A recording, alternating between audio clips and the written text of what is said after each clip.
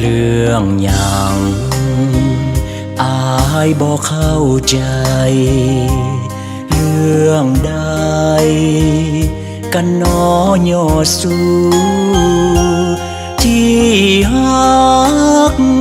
อายยังบ่อยู่น้องก็หายหน้าย่อสู้น้องอยู่แห่งใดดวงใจจงหวนกลับมาที่ฮัก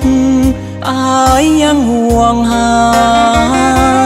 กลับมาว้าวจากกันก่อนหรืออายท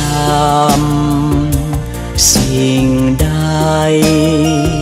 ให้น้องผิดใจอายบอกเข้าใจอายบอกเข้าใจเลยนางงามงอนน้องตัดสินใจดีแล้ว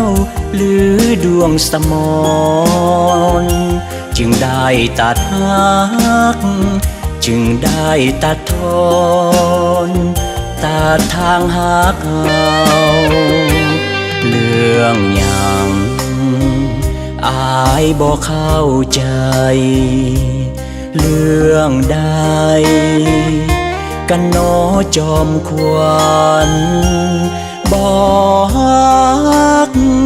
ก็ควรบอกกันเท่านั้นอายก็พอใจ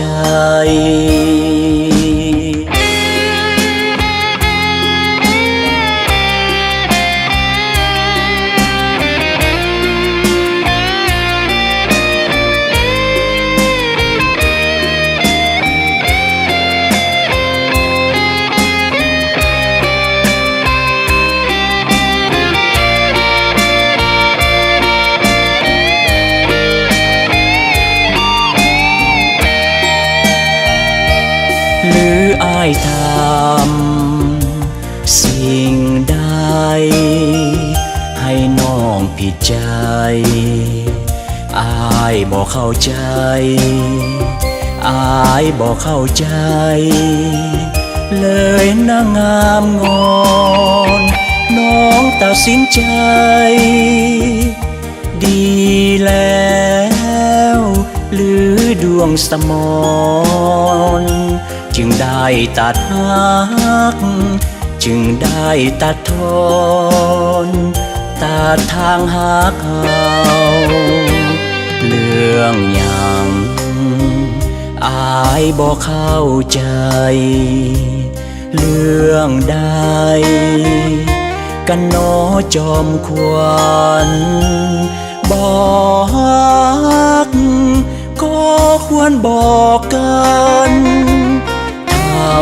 นั้นอายก็พอใจ